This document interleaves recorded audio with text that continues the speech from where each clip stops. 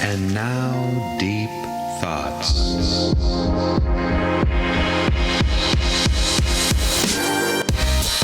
Whoa, that's pretty deep. Deep?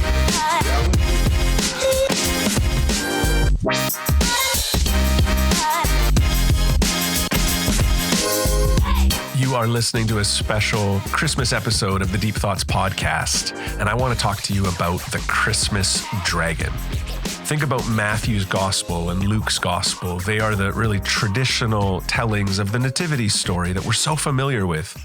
Baby Jesus lying in a manger, Mary and Joseph. There was no room for them in the inn. The shepherds and the wise men. That's the traditional scene. But what we don't have is a seven-headed dragon in the nativity scene. And my question is why?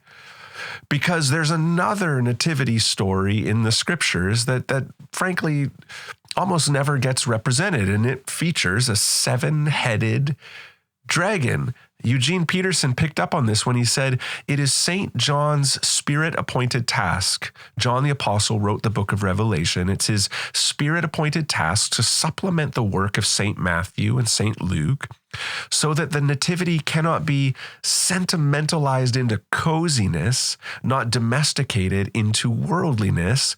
This is not the nativity story we grew up with, but it is the nativity story all the same. He's referring to Revelation chapter 12. This is one of the Bible's tellings of Christmas. It's not flannel graph Christmas, though.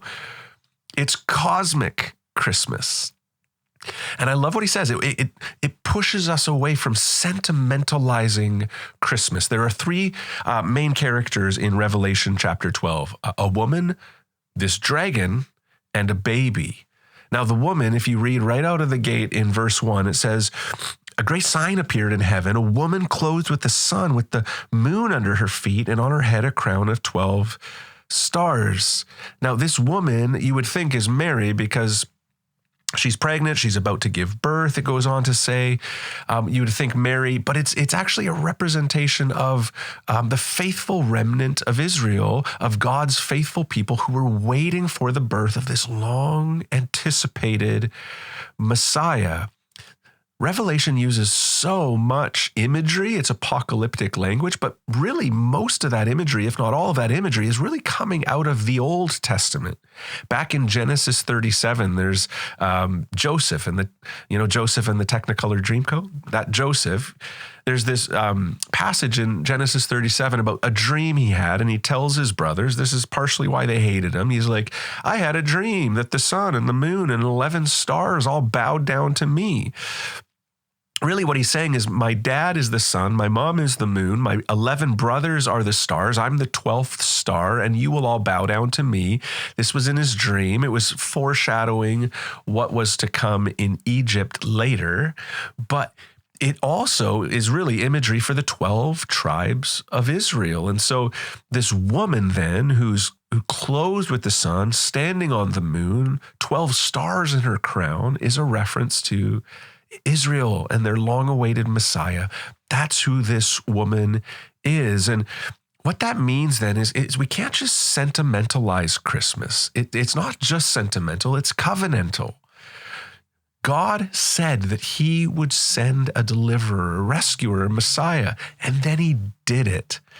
I just want you to let this Christmas remind you, God can deliver you safe and secure, no matter what you're facing, right? Israel waited. They waited often through suffering for their long anticipated Messiah to arrive, but he did arrive. God is with you in the waiting. God is with you in the suffering. He sees you. He's a promise keeper, and he will deliver. The second character is this dragon character. Look at verse 3 of Revelation 12. It says, another sign appeared in heaven. Behold, a great red dragon with 7 heads and 10 horns, and on his head 7 diadems. His tail swept down a third of the stars of heaven and cast them to the earth. Later, actually, in verse 9 of Revelation 12, it tells us that this dragon is that ancient serpent, the devil and Satan. That's who the dragon is. And all this language of, 7 heads, 10 horns, and 7 diadems, those numbers really have to do with completeness. But in this case, it's like a completeness of tyranny and a complete enemy. And it's interesting that later it talks about that ancient serpent. Again, Revelation is using Old Testament imagery. Where should your mind go when you think about that ancient serpent? Well, really back to the beginning. Genesis chapter 3, where Adam and Eve fall into sin, there is this serpent there, the devil. And he, tricks Adam and Eve. They fall into to sin. And but in that very same chapter where we see the first instances of sin in the Bible, we also see the proto-evangelium, which is a word theologians use about the first gospel.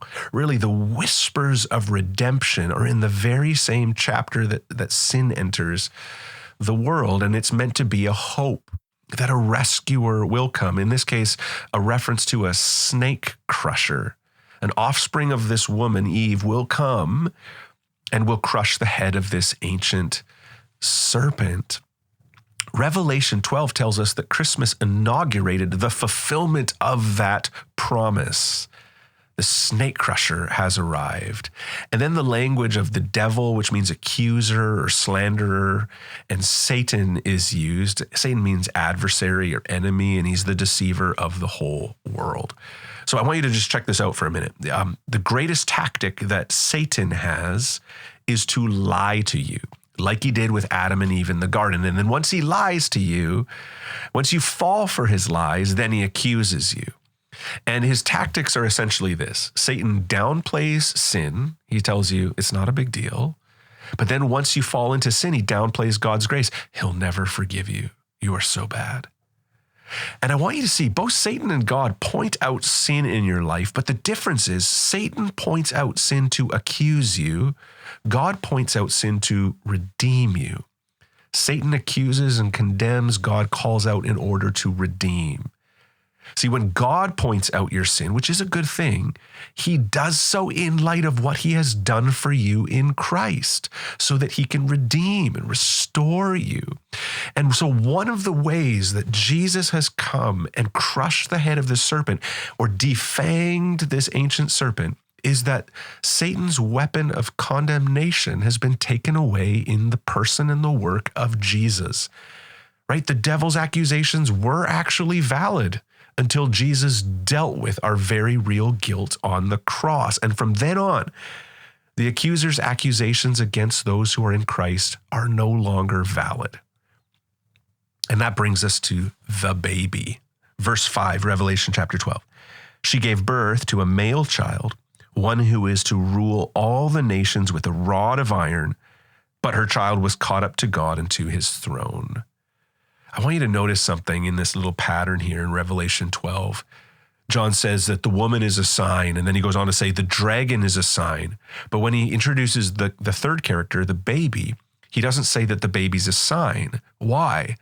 Well, because the woman points beyond herself to another reality. The dragon points beyond himself to another reality. But the baby doesn't point beyond himself.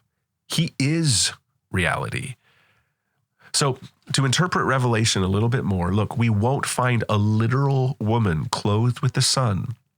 We won't find a literal dragon with 7 heads and 10 horns, but we are going to find the Son of God who was born on Christmas Day. The great theme and great hope of the book of Revelation is no shadow or not simply a sign. It's Jesus himself. And it says that he will rule. He rules with a rod of iron. That rod is a shepherd's rod. Think of Psalm 23. Even though I walk through the valley of the shadow of death, I'll fear no evil, for you are with me. Your rod, your staff, they comfort me. But it's not simply a breakable shepherd's rod. It's a rod of iron. It's unbreakable. It's very strong. And when it says that he is the one who is to rule all the nations with a rod of iron, again, Revelation is pointing back to Old Testament imagery, to Psalm 2, which is a messianic psalm, a psalm about a king in the line of David who would come, who wouldn't just rule Israel, but all of the nations. And then it says her child was caught up to God and to his throne. That's a fascinating line. It's like this baby, this male child was born, and then he was caught up to God and his throne. It really bypasses, this line bypasses the ministry of Jesus, the substitutionary atonement on the cross, his resurrection and his ascension, skips all that. It just goes born, enthroned. Why? It does that because the ascension or the enthronement of Jesus is unquestionable proof that Satan was defeated.